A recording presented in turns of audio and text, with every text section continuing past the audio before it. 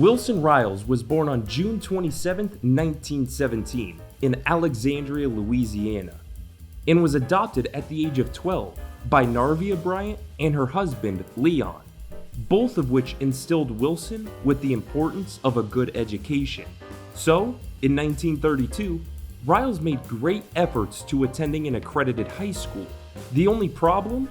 There was only 4 in the entire state of Louisiana for black students. His choice was 200 miles south of his backwoods town. He would also have to work during this period, delivering milk from 2 to 7 in the morning before attending school from 8 to 3. After graduating in 1936, his foster parents found a job opportunity working for the sawmill industry in Flagstaff, Arizona, and Riles opted to join. But he was completely unaware that the city was home to the Arizona State Teachers College, later to become NAU. That was until he bumped into Cleo Murdoch, the principal and teacher of the town's segregated elementary school for African Americans. She was also the woman who would change Riles' life. I passed the school one day, and being a stranger, the teacher there saw me and asked me questions. I told her I was looking for a job. I wanted to go to college. She says, "Why don't you go here?"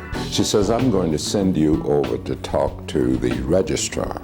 And walking over, I said, "This woman must be out of her mind. I don't have 1 penny, and she's sending me to the registrar."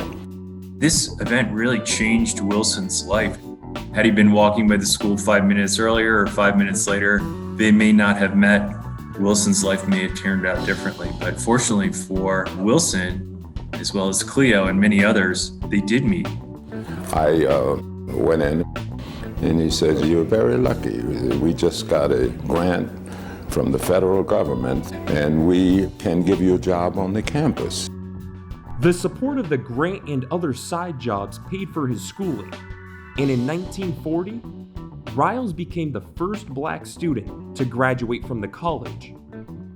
After serving in the Air Force during World War II, Riles returned to Flagstaff in 1947 and took over as principal and teacher of the Dunbar School, a position previously held by the woman Riles ran into over a decade prior.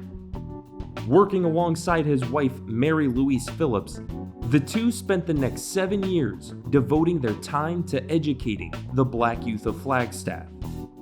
I did the same thing with the young people that the teachers had done for me. I felt that I owed that to them. During this period, Riles also picked up photography to capture the students of the school, providing families with their own portraits and giving the community a lasting documentation of their educational growth.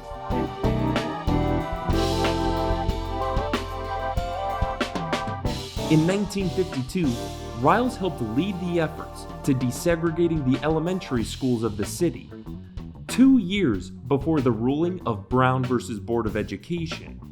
I think he was ahead of his time in terms of looking at how kids could be given more access or greater access to education.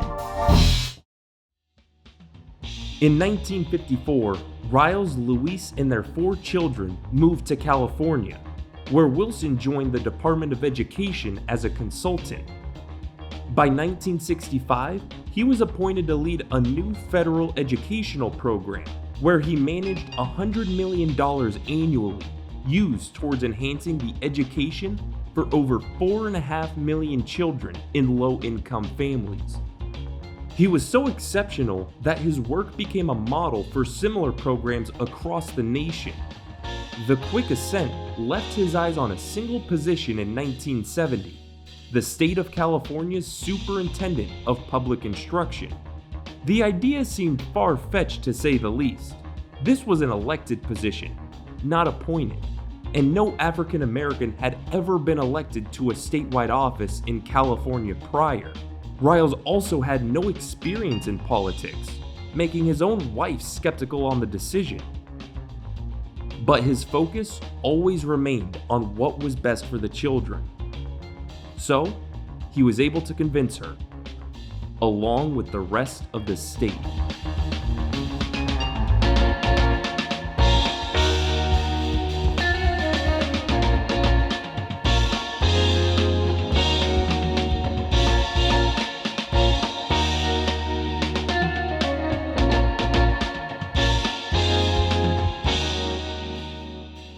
Riles won re-election 2 more times, serving 12 total years at the position.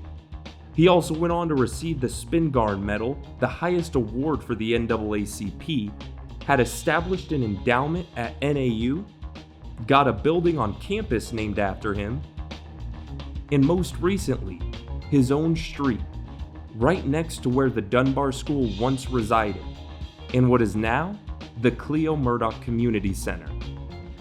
But it was never about the recognition or awards for Riles, but about providing a better future for following generations. Our greatest contribution is to be able to demonstrate that people of whatever race, ethnicity, religion can live together in respect and harmony. And if we can demonstrate that, that will be our great contribution to the world.